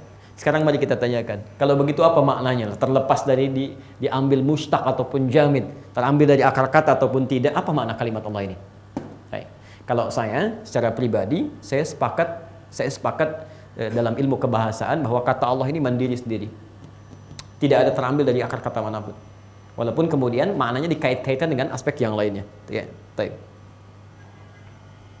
Dari mana kita bisa lahirkan kesimpulan itu? Mari kita lihat. Masih ingat tadi ketika orang-orang Quraisy bertanya siapa Rabb yang dimaksudkan? Turun surah apa? Bahasan kita tadi. Masya Allah. Kata Imam Al-Ghazali, ada orang penuntut ilmu terbagi 4 bagian. Cepat ingat yang pertama, lama lupanya. Yang kedua cepat ingat, cepat lupanya. Yang ketiga lambat ingat, lambat lupanya. Yang keempat lambat ingat, cepat lupanya. Baik, antum termasuk yang mana? Alhamdulillah, kalau bisa cepat ingat, tidak lupa-lupa ya. Baik. Ketika orang-orang bertanya, orang Quraisy, siapa Rabb itu? Muhammad, kamu bilang Rabb, kami juga punya Rabb. Maka Allah turunkan Quran surah 112 itu, Al-Ikhlas. Al-Ikhlas. Qul huwa, katakan huwa, Tuhanku itu siapa? Allah. Tidak cukup sampai di sini. Ahad. Masya Allah. Sifat ketuhanan pertama diturunkan, ahad. Qul huwa Allah ahad. Apa ahad artinya? Satu-satunya. Satu-satunya. Kalau satu-satunya berarti ada yang lainnya tidak? Boleh dong minta kuenya. Ustadz ini satu-satunya gitu ya. Baik, nggak ada yang lain kan? Baik, tapi kalau antum ada yang lain, antum kasih, nggak apa-apa. Ini saya ada yang lain. Tapi ketika anda katakan ya tinggal satu-satunya, berarti artinya apa? Tidak ada yang lainnya. Kalau Anda katakan wahid, itu artinya satu, masih ada yang kedua. Ya, masih ada yang kedua. Ya. Ada orang bernama misalnya Abdurrahman Wahid. Artinya dia anak pertama, akan ada yang kedua. Ya, diharapkan ada yang kedua, ketiga, keempat dan sebagainya. Ya. Dulu kami punya teman waktu di Tripoli, ada Muhammad Awal Ishaq. Kemudian ada Muhammad Thani Ishaq. Muhammad Thalith Ishaq dia. Jadi Muhammad pertama Ishaq, Muhammad yang kedua Ishaq, Muhammad ketiga Ishaq. Jadi perbedaannya awal, Thani, Thalith. Jelas sampai sini? Tapi kalau Anda sebutkan ahad, itu artinya satu-satunya yang tidak ada duanya. Ya. Saya akan ingin mengatakan pesan bahwa maaf, dalam kepercayaan yang muncul pada saat Nabi diturunkan, rata-rata punya kepercayaan lebih daripada satu Tuhan. Lebih daripada satu Tuhan. Ya. Orang kafir Quraisy politeisme, banyak Tuhannya. Ada Lata, ada Uzza, ada Manat dan sebagainya. Ya, Kristen juga sama pada saat itu. Persia lebih lagi, ya, bintang gemintang, api dan sebagainya. Itu banyak Tuhannya. Ya, maka ketika Allah menurunkan kalimat kepada Nabi Muhammad SAW, perhatikan kalimatnya. Qul huwa Allah ahad. Sifatnya ahad. Yang paling menarik, kata ahad ini pertama disandingkan bukan dengan sifat Allahnya, tapi dengan nama Allahnya. Ya. Katakan dia, kan tadi pertanyaannya namanya kan? Siapa namanya? Allah. Ternyata nama sifat pertamanya ahad. Ini menunjukkan bahwa pertama, nama ini adalah nama satu-satunya yang ada di semesta ini, yang tidak disandang oleh siapapun, tidak disandang oleh siapapun. Jadi kalau ada satu-satunya disandang oleh yang lainnya, itu akan menjadi aib pada yang mengambilnya. Perhatikan, ini hukum ya. Jadi kalau ada satu-satunya, satu misalnya, ditambah jadi celah, dikurangi jadi persoalan. Dikenakan oleh yang lain akan dipersoalkan.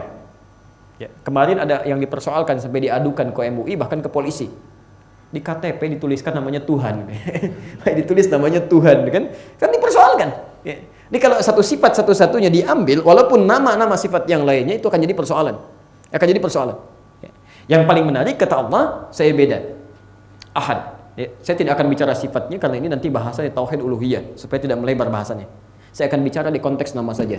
Pertama namanya ahad, satu-satunya yang tidak pernah dikenakan, diambil, disematkan pada nama lain. Malaikat tidak menggunakan ini, jin tidak menggunakan, apalagi manusia. Jin aja nggak pakai, manusia pengen pakai, mustahil. Malaikat aja tidak mau mengambil, masa manusia yang lebih rendah dibandingkan dengan itu ingin mengambilnya? Ya, jelas ya? Taib. Rendah kedekatannya maksud Allah, maksud saya ketinggiannya, bukan masalah ketakwaan. Saya teruskan. Kedua, ahad di sini ketika diletakkan dengan kalimat, kalau Anda belajar ilmu bahasa, Anda akan analisis. Kalau disebutkan kalimat tidak memiliki akar kata, ya, itu artinya setiap dihilangkan kalimatnya, dia tidak akan punya makna.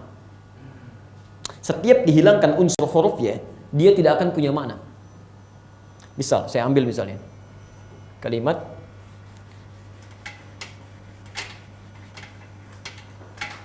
yang sifatnya jamid. Jamid itu tunggal, tidak ada makna yang lain, tidak terambil dari akar kata manapun. Ya. Contohnya apa misal? Misal nama bahasa Indonesia saja misalnya Asep, okay? Asep. Asep, ini tulisan Latinnya. Ini tulisan Arabnya misalnya. Asif. Sekarang kita hapus satu-satu. A, hilangkan A. Jadi apa? Sama dengan mana yang pertama? Tidak. Asep nama orang, Sep nama siapa? Ya, walaupun orang suka nyingkat-nyingkat kan, Sep gitu kan. Orang Indonesia kan suka begitu ya, umumnya demikian kan. Tapi mananya akan beda dengan yang pertama. Termasuk ini ketika dihilangkan hamzah jadi sif. Ya, beda. Ini S jadi F lain. Apalagi P kosong. Kosong. Perhatikan, sifat yang melekat pada makhluk, saya ingin sampaikan, sifat yang melekat pada makhluk, namanya saja. Namanya. Kalaupun dia tidak terambil dari manapun, ketika dihilangkan unsur setiap katanya, Masya Allah, tidak akan pernah punya makna. Ini beda. Cuma satu-satunya nama yang kalau Anda hilangkan setiap hurufnya, maka semua sisa hurufnya akan menunjuk pada yang satu-satunya. Akan kembali lagi kepada Allah. Cuma nama ini yang kalau Anda hilangkan setiap hurufnya, Anda akan menemukan makna yang sama. Yuk kita perbandingkan dengan yang dipertuhankan. Saya tidak perlu tuliskan supaya tidak memicu kontroversi nanti ya, karena ini direkam dan ditampilkan di YouTube juga. Silahkan Anda sebutkan di sini Allah, tulis kalimatnya. Di samping sini di tulisan Anda tuliskan yang dipertuhankan di agama lain. Misal Tuhannya kepercayaan A, tulis di situ. Lalu silahkan kita kemudian bandingkan. Saya lihat ini ya, perhatikan sini. Ahad, satu-satunya, tidak ada duanya. Dihapuskan setiap hurufnya menunjuk pada zat yang satu. Saya hapus yang pertama. Hamzah wasalnya saya hapuskan ini. Baca. Lillahi ma fis samawati wa ma fil ard. Ketika dihilangkan satu masih menunjuk kepada zat yang sama. Ahad, satu, tidak ada yang lain. Saya hapuskan lam yang pertama. Maka ketika lam pertama dihapus, tasdidnya ikut hilang. Baca. Lahu mulkus samawati wal ard. Lahu ma fis samawati wa ma fil ard. Lahu masih menunjuk kepada Allah. Anda hilangkan lam ini, satu, baca. Hu. Apa hu? Singkatan dari huwa. Kalau Anda baca Al-Baqarah 255 ayat kursi itu, Anda baca Allahu la ilaha illa huwa di sini. Kalau Anda wasal huwal hayyul qayyum. Tapi kalau Anda waqaf di sini, waqaf Allahu la ilaha illa hu. Hu singkatan dari huwa. Kemana larinya? Ke Allah. Huwa. Siapa huwa di sini? Maka turun lagi ayatnya Al-Ikhlas tadi. Qul huwa. Siapa huwa? Allah. Qul huwa Allah ahad. Tidak pernah akan ditemukan oleh Anda nama-nama di muka bumi ini yang setiap dihilangkan setiap hurufnya hanya menunjuk pada zat yang sama. Tidak mungkin itu terjadi kecuali pilihan Allah yang menetapkan dirinya yang menunjuk kepada zatnya. Itulah salah satu nama keagungannya. Sudah sampai sini? Nah, kita baru bahas tentang namanya. Kita belum bahas tentang fungsinya. Baik. Pelan-pelan. Saya beri waktu dulu, kita berhenti dulu sebentar di sini ya. Karena supaya nanti kalau ada yang mau bertanya kita bisa dialogkan. Kita beri kesempatan dulu, kalau ada yang mau dipertanyakan silahkan. Kalau tidak, barangkali kita bisa tutup dulu supaya bahasan kita tidak terlampau banyak untuk sulit diamalkan. Lebih baik sedikit-sedikit tapi mudah mengamalkannya. Silakan, ada yang mau ditanyakan barangkali?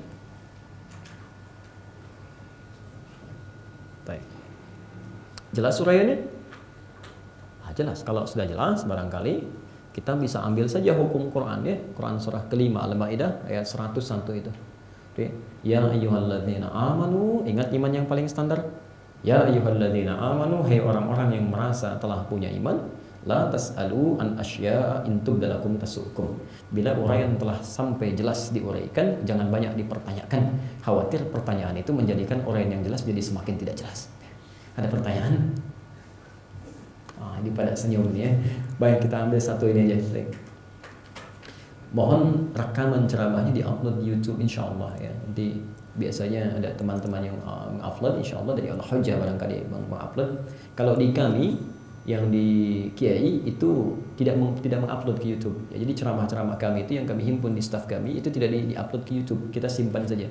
Jadi kalau Anda menemukan ceramah kami di-upload di YouTube, itu yang upload bukan tim kami ya, tapi ada dari teman-teman di Ta'lim yang Masya Allah mudah-mudahan dapat pahala yang melimpah di sisi Allah Subhanahu wa Ta'ala. Itu teman-teman yang lainnya. Adapun kami pun merekam, tapi rekaman kami disimpan sekiranya nanti ada yang membutuhkan kami berikan. Dan itu tidak diperjualbelikan, gratis ya kami sampaikan. Dan mohon doanya insya Allah dalam waktu dekat ini kita juga akan berusaha untuk membuat channel televisi yang juga akan tersambung ke Android nanti ya. Jadi kita bisa live walaupun kita tidak berjumpa dalam setiap satu momentum pertemuan. Bagaimana cara menghafal ayat-ayat Al-Quran yang mudah? Masya Allah. Saya berikan yang paling sederhana. Yang pertama, tingkatkan takwa kepada Allah Subhanahu wa Ta'ala. Tingkatkan takwa. Saya tidak akan bicara metode, tapi bicara pesan-pesan Quran. Ya, Anda metode sehebat apapun, kalau Allah tidak akan berkehendak, gak akan masuk. Ya, Anda punya metode misalnya menghafal Quran semudah tersenyum misalnya, ya sudah senyum-senyum tapi nggak hafal-hafal misalkan. Yang salah apa? Bukan metodenya yang salah. Yang salah barangkali pendekatan kitanya. Jadi kalau ingin cepat, paling mudah, maka dekati Allahnya yang punya Qurannya, maksudnya firmannya. Ya, karena Quran bukan makhluk, ya firman Allah Subhanahu wa Ta'ala. Maka tingkatkan takwa, itu yang pertama. Yang kedua, ikhlaskan niat. Ikhlaskan niat. Yang ketiga, yakinkan pada diri kita sanggup menghafalkannya dengan izin Allah. Yakinkan, ini semua nilai-nilai Quran. Yakinkan. Yang keempat, mulai berikhtiar. Ya, mulai berikhtiar. Ya. Bagaimana cara spesifiknya? Nanti lihat aja rekamannya di YouTube tentang manhaj menghafal Al-Quran. Kami terangkan di situ dengan lebih detail. Ya. Tapi demi Allah saya katakan, bukan suatu kebahagiaan, kebanggaan. Apalagi misalnya untuk ria, ujub dan keistimewaan seorang yang bisa menghafal Quran dengan ayatnya, dengan nomornya, tidak. Semua banyak orang bisa melakukan itu. Banyak ya, ini hanya untuk kemudahan saja. Jadi jangan pernah ada orientasi-orientasi yang tidak baik ketika kita ingin melakukan kebaikan. Termasuk saya ingin memberikan pesan pada ayah dan ibu, ya, antum semuanya yang menginginkan hafal Quran, termasuk anak-anaknya. Pesan saya, jangan pernah antum belajar menghafal Quran dengan tujuan menjadi hafidh. Salah satunya, ya, kalaupun tidak dipersalahkan, tapi itu sudah mengurangi keikhlasan. Ya. Kalau antum ingin menghafal Quran, hafalin saja, terserah Allah, mau dikasih atau tidak terserah Allah. Bahkan kadang-kadang ada yang Allah buat nggak hafal-hafal dalam kisaran waktu yang cukup lama. Ya, yang ini sudah hafal si fulan, masya Allah, 1 jam hafal.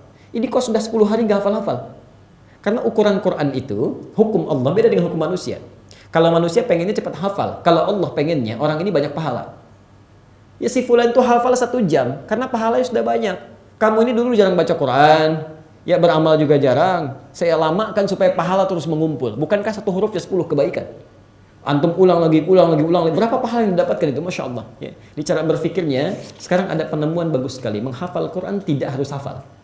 Ya, menghafal Quran tidak harus hafal. Jadi untuk apa kita menghafal?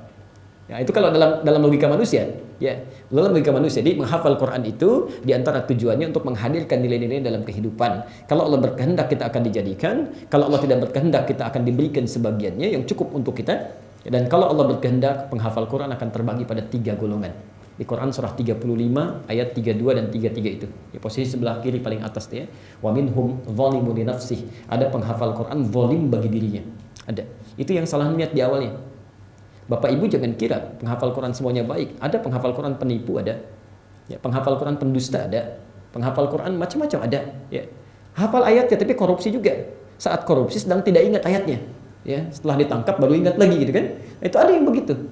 Wa minhum muqtasid, ada orang yang hafal Quran tapi bagi dirinya saja, belum bisa bagi-bagi dengan orang lain.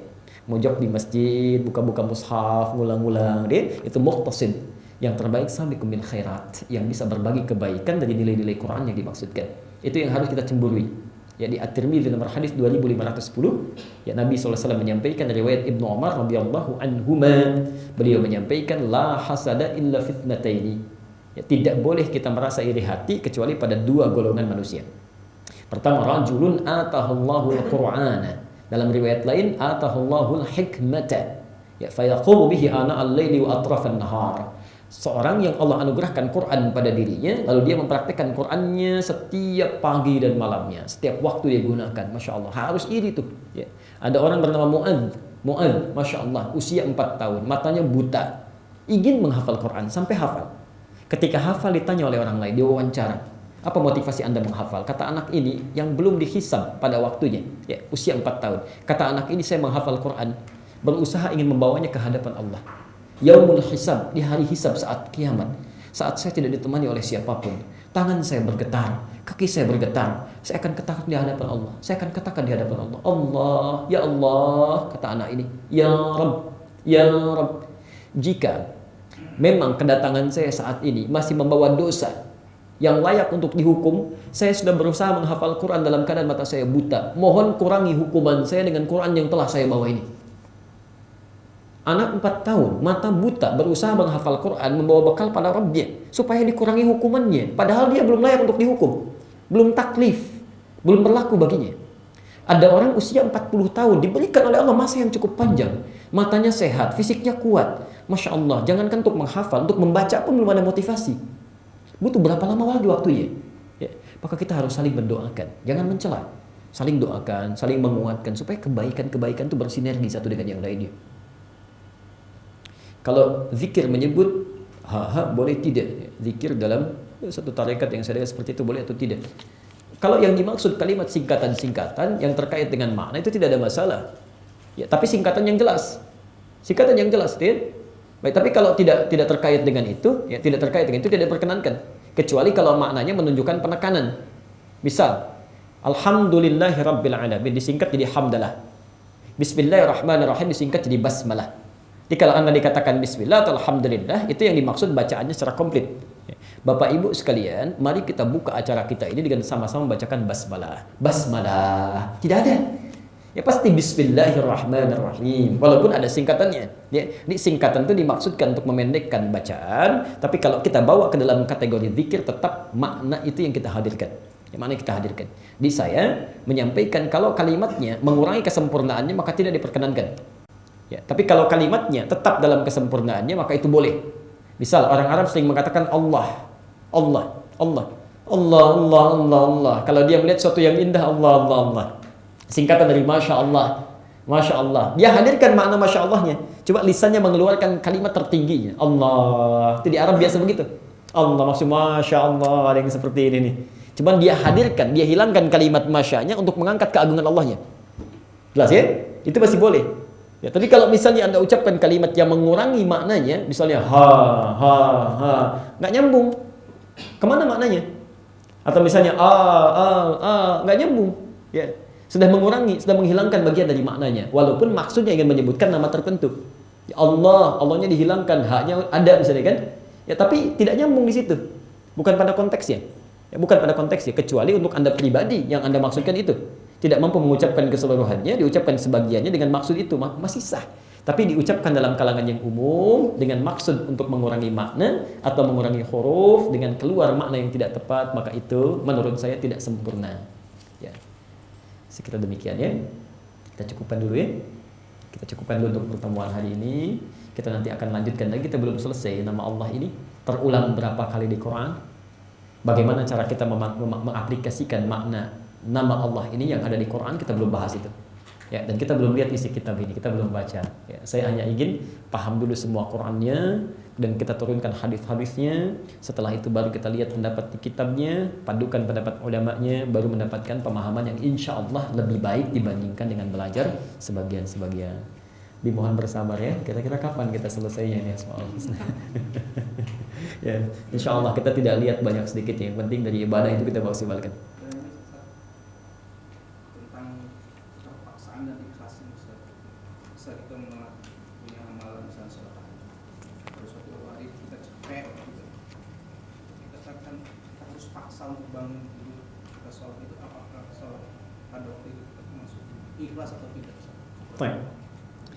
Kita lihat dulu ada kaidah bagaimana hubungan keterpaksaan dengan kaidah keikhlasan. Baik. Ikhlas kalian, pertama, keterpaksaan itu menunjuk pada motivasi melakukan sesuatu. Sedangkan keikhlasan menunjuk pada kadar pahala yang didapatkan ketika ibadah dilakukan. Maksudnya, dibeda antara motivasi dengan hasil perolehan dari amal yang kita kerjakan. Motivasi kadang-kadang untuk urusan manusia itu bisa naik turun.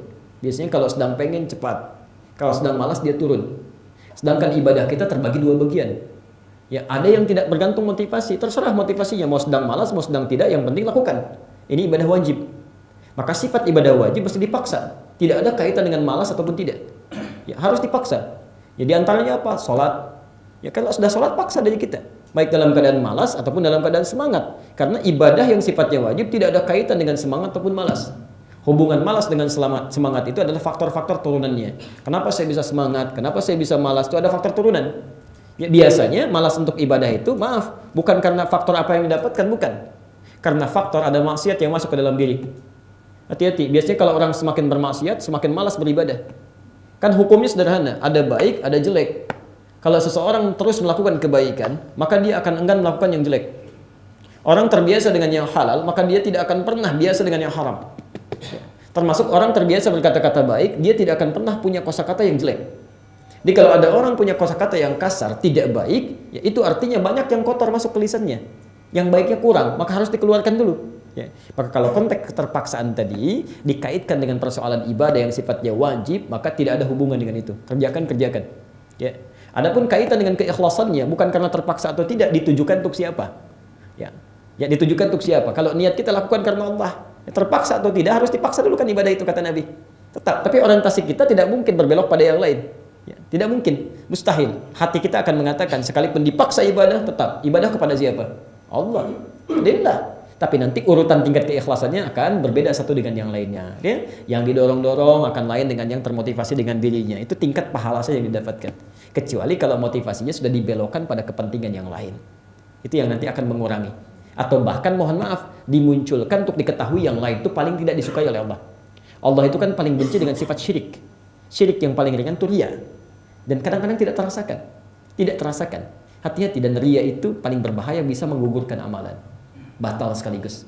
Ya. Quran surah kedua Al-Baqarah ayat 264. Posisi paling kiri sebelah bawah.